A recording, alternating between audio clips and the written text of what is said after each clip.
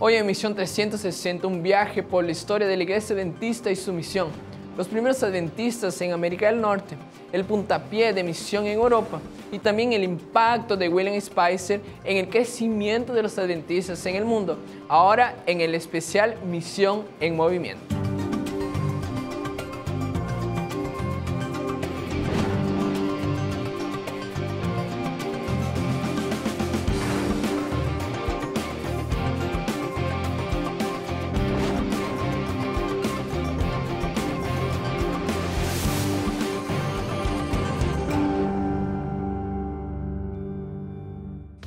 Hola queridos amigos que nos acompañan a través de la TV Nuevo Tiempo en Sudamérica.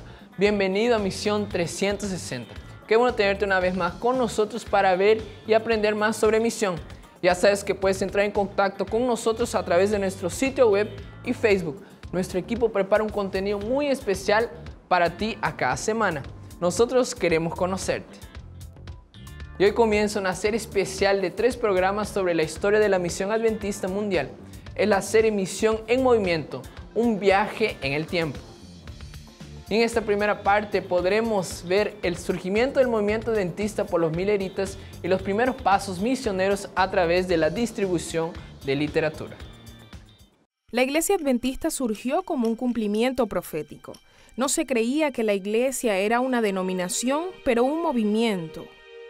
Los líderes y miembros creían en el breve retorno de Cristo. Ellos usaron todos los medios necesarios para esparcir la noticia del eminente retorno de Jesús. Muchas personas quedaron tan animadas que abandonaron sus negocios, dejaron los campos y labores atrás. Los inviernos de Nueva Inglaterra exigen una preparación, y esa preparación simplemente no había sido hecha. Las personas pensaban que estarían yendo para el cielo en octubre. En vez de eso, no tuvieron comida o dinero por varios meses.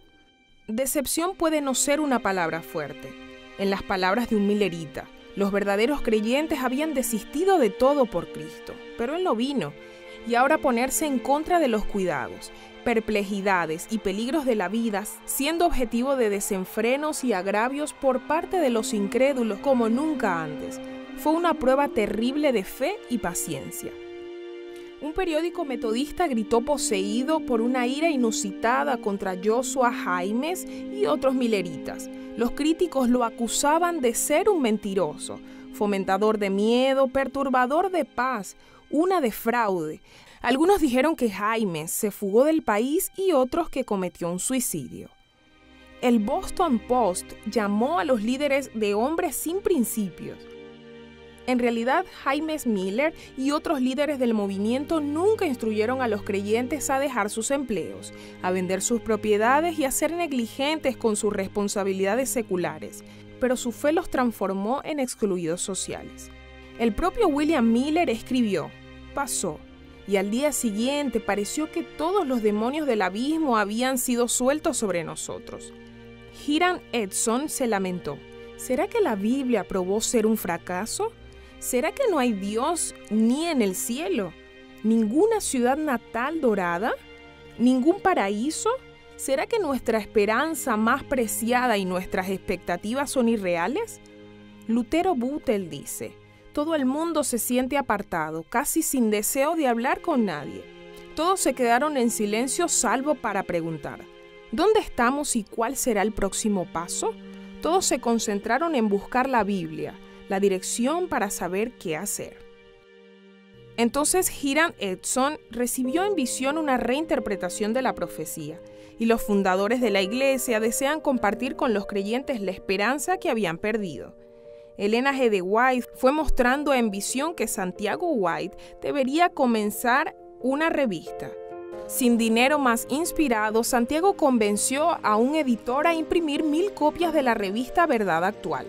La revista esclarece lo que aconteció en 1844 y el precio total fue reembolsado por lectores. El ministerio editorial se torna crucial para esparcir las doctrinas adventistas emergentes. Para evitar que las impresiones funcionasen los sábados, la iglesia inicia su propia editora, que era literalmente una casa donde los primeros miembros de la iglesia vivieran y trabajaran en conjunto. Hiram Edson vendió su hacienda y donó dinero para comprar una prensa manual. Luego la iglesia comenzó a distribuir la revista The Second Advent Review. Uriah Smith era quien compensaba todos los bordes de la revista con su cortaplumas. En sus palabras, nos empollábamos las manos y muchas de las veces los panfletos no eran cortados tan rectos como las doctrinas que enseñábamos. A los 23 años, Smith comenzó a servir como editor y mantendría esa posición por el resto de su vida. El joven canadiense George King sugirió vender las firmas de las poblaciones adventistas y nació la revista Señales de los Tiempos. El mensaje del Evangelio se extiende para fuera de la iglesia y va al encuentro de personas. El inicio de la iglesia adventista del séptimo día fue emocionante. Los pioneros de la iglesia presumieron que aquellos que renovaran sus creencias irían a compartirlas con sus hermanos y hermanas, y toda la gran misión se cumpliría, pero no funciona de esa manera.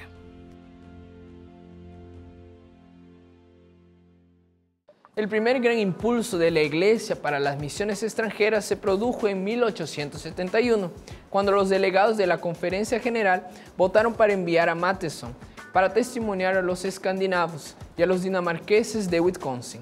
A partir de ahí, la iglesia adventista estadounidense comenzaba a ver las posibilidades para tener el evangelio predicado a toda nación, tribu, lengua y pueblo.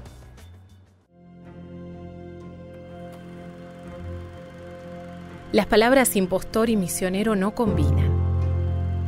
Michael Tchaikovsky era como un Indiana Jones o un Han Solo, que se negaba a escuchar los consejos de la misionera Helena G. de White.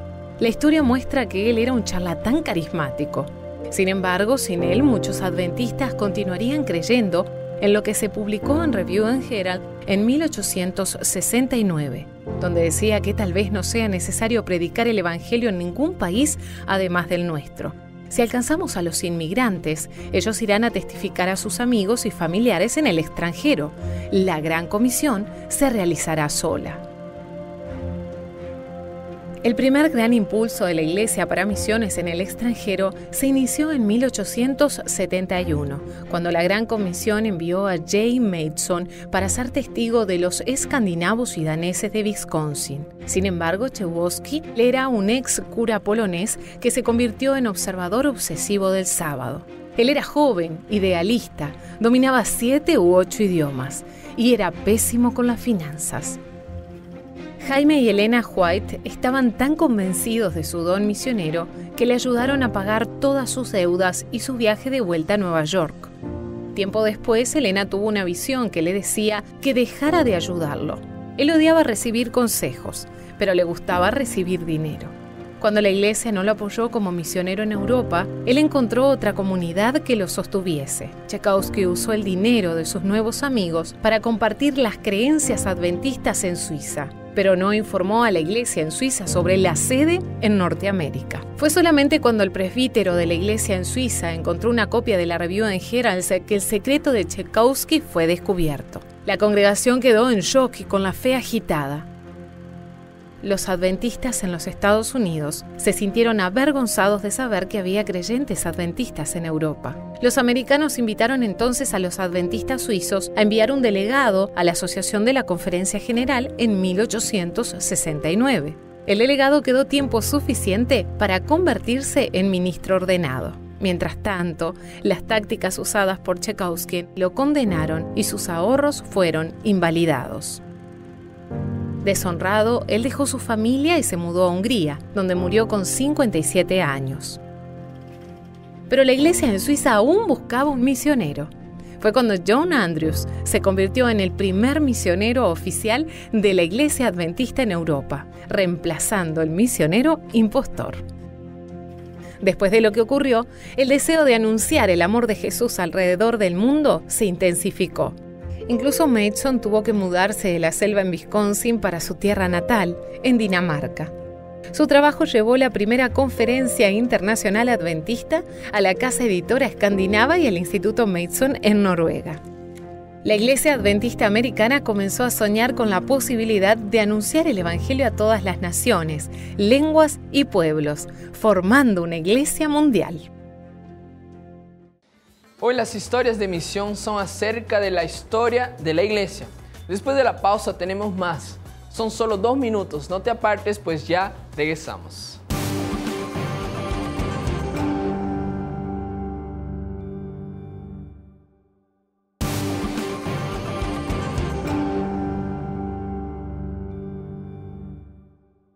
Ya regresamos con más Misión 360 y es hora de conocer algunas iglesias alrededor del mundo a través de las fotos que nos envíes por Facebook. Y vamos a conocer ahora la primera iglesia. La primera iglesia es la iglesia del barrio Brigadeiro 2, Boa Vista, Paraná, Brasil. Adiel, muchas gracias por mandarnos esta foto y por ayudarnos a conocer una iglesia muy bonita que se encuentra en el sur de Brasil.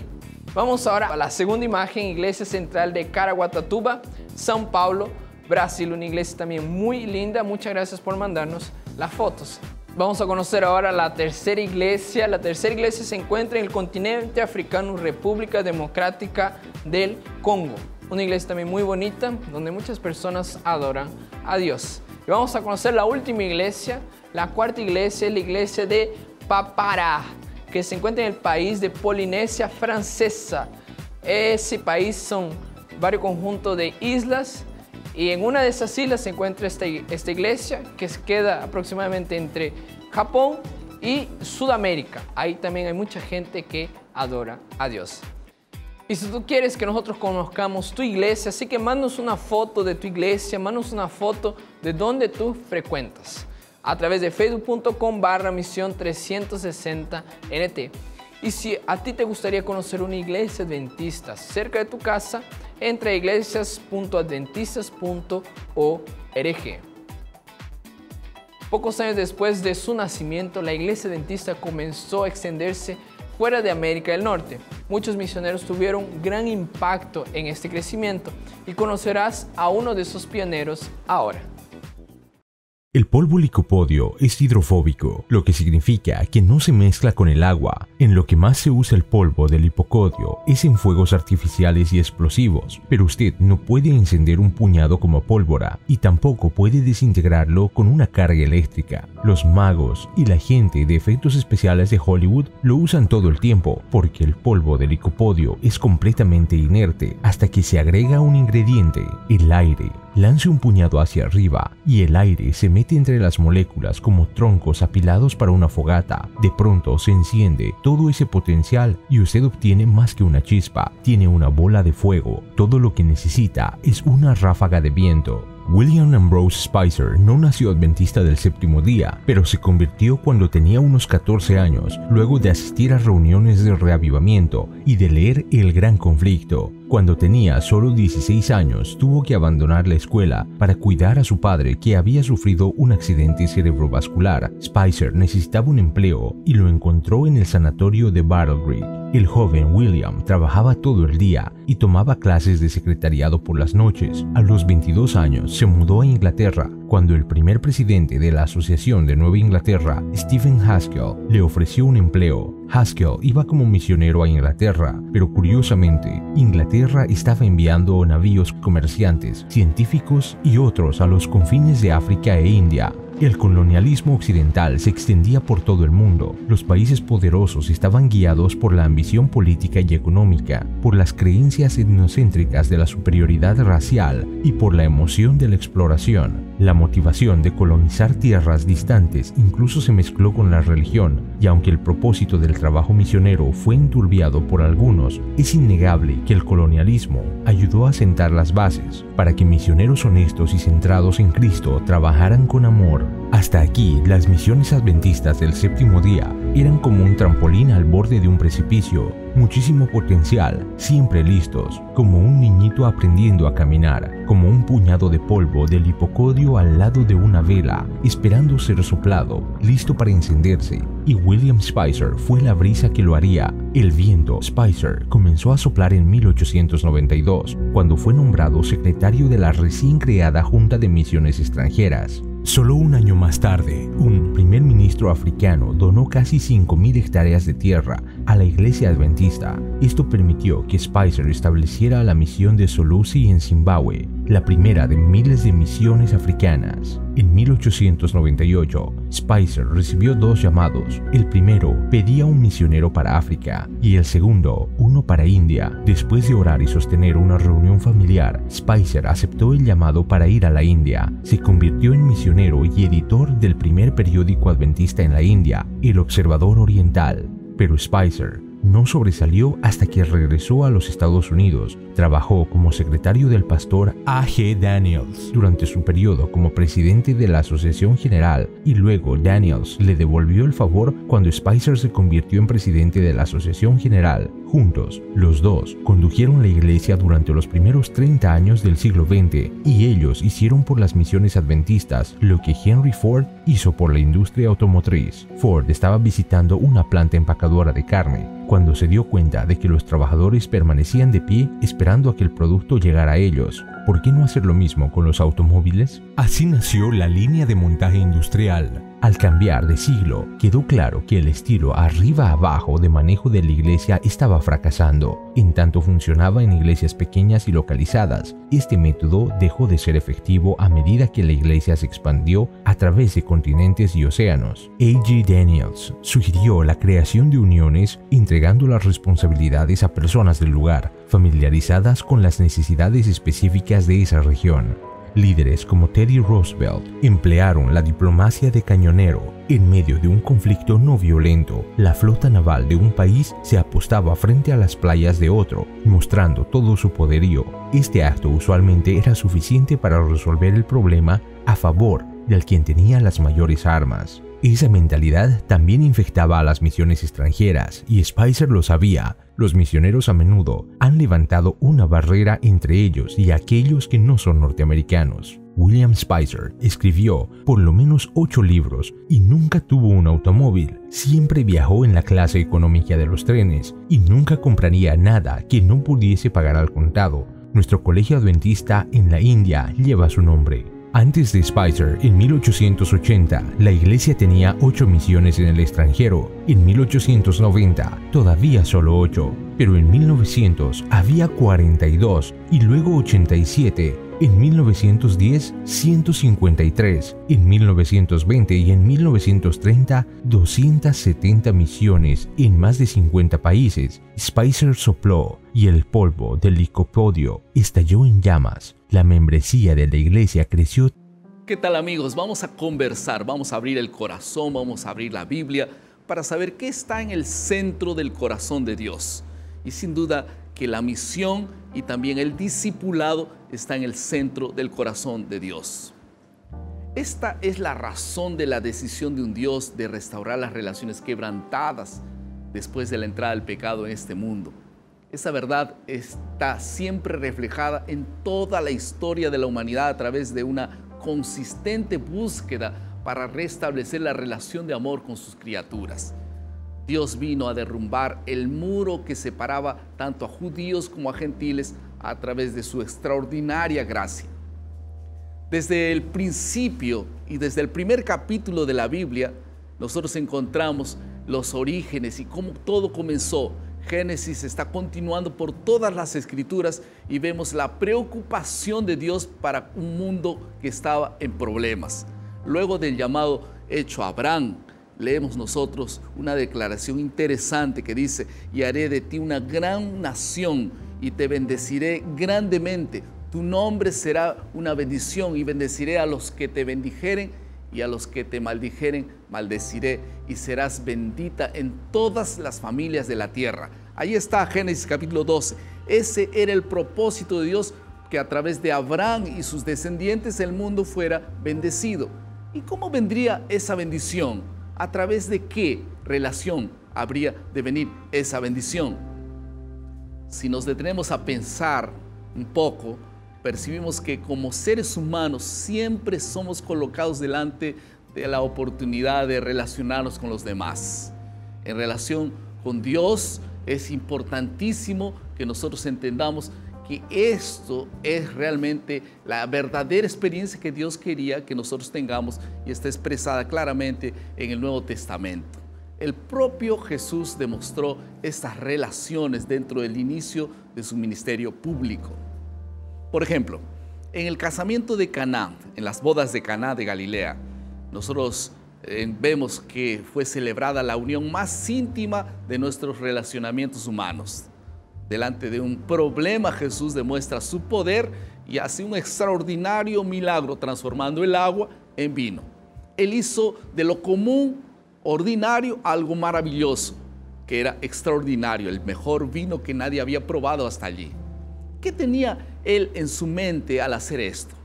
Si nosotros nos detenemos a pensar a lo largo del ministerio de Jesús, podemos notar que se relacionaba con todo tipo de personas y su propósito siempre fue demostrar su amor con cada uno de ellos. ¿Tú recuerdas el método de Cristo? Dice claramente que Jesús a lo largo de su ministerio se mezclaba con los pecadores, con todas las personas, les manifestaba simpatía, atendía sus necesidades, ganaba su confianza y finalmente las invitaba a seguirlo. ¿Y qué tenemos que ver tú y yo con esto? Hoy, en este exacto momento, Jesús está invitando para poder acompañarlo en esta misma misión y de esta misma forma. Y en el contexto de las relaciones interpersonales y actividades del día a día, que somos invitados a participar de la misión de Jesús, de Dios, del extraordinario plan de Jesús Cristo, siempre nosotros tenemos la oportunidad de poder ser consecuentes con este gran deseo de Dios de hacer discípulos alrededor del mundo. Jesús pasó un poco más de 3 años invirtiendo y interrelacionándose con hombres que más tarde serían aquellos que llevarían el avance del reino de Dios a todas las personas. La misión de Jesús fue hacer discípulos con la finalidad de multiplicar la influencia de salvación a los demás. Cristo buscaba que ellos pudieran no solo comprender, sino vivir una vida contagiante en amor, obediencia a sus enseñanzas. Y esa misión continúa. El imperativo de la misión es hacer discípulos. Y esto está registrado claramente aquí en el Nuevo Testamento. Y al aceptar su invitación, los discípulos de Jesús son enviados al mundo para proclamar el extraordinario mensaje de salvación de Jesucristo. Pero la pregunta continúa. ¿Qué es lo que tú y yo tenemos que ver con esto? Es nuestro privilegio, nuestro deber permitir que nuestra mente y corazón sean usados por Dios para el cumplimiento de esta sagrada misión. ¿Ya te pusiste a pensar en eso? Cuando estamos involucrados en la misión, no solo en otros continentes como ocurre con otras personas, allí donde estás, en nuestros relacionamientos prácticos con las personas que están a nuestro alrededor, nuestros vecinos, nuestros parientes, nuestros colegas de trabajo, nuestros compañeros de estudios. Verdaderamente nosotros allí ejemplificamos en nuestra vida qué es realmente ser un discípulo del Maestro. Cuanto más comprendemos el carácter de Dios, más seremos tomados por Él y por un sentimiento de vivir por la misión, no apenas de palabras, mas principalmente de manera práctica, colocando todo lo que somos y todo lo que tenemos en las manos de nuestro Creador para que Él nos use de acuerdo con su voluntad. Y entonces, ¿tienes la misión de Dios en tu corazón? ¿Has vivido como un verdadero discípulo del Maestro? Si es así, que Dios te bendiga. Continúa sirviendo a Cristo como hasta aquí lo has hecho. Y si no, entonces no es tarde para decidir vivir una vida que siempre Dios soñó para ti. ¿Tienes la visión del reino? Para poder ser un discípulo y un misionero es necesario tener visión, pasión y amor. Y recuerda siempre, todo aquel que nace como misionero, como discípulo en el reino de Dios, llega a ser un misionero en esta grande causa. Que Dios te bendiga. El discipulado es la práctica fundamental para la proclamación del Evangelio. Y los pioneros del pasado seguramente entendieron ese concepto. Muchas gracias, Pastor Edison, por el mensaje. Y lamentablemente el programa de hoy llegó a su fin. Pero recuerda que puedes permanecer conectado con nosotros cuando y donde lo desees a través del internet. Fue un placer estar con usted hoy. Dios te bendiga. Un grande abrazo.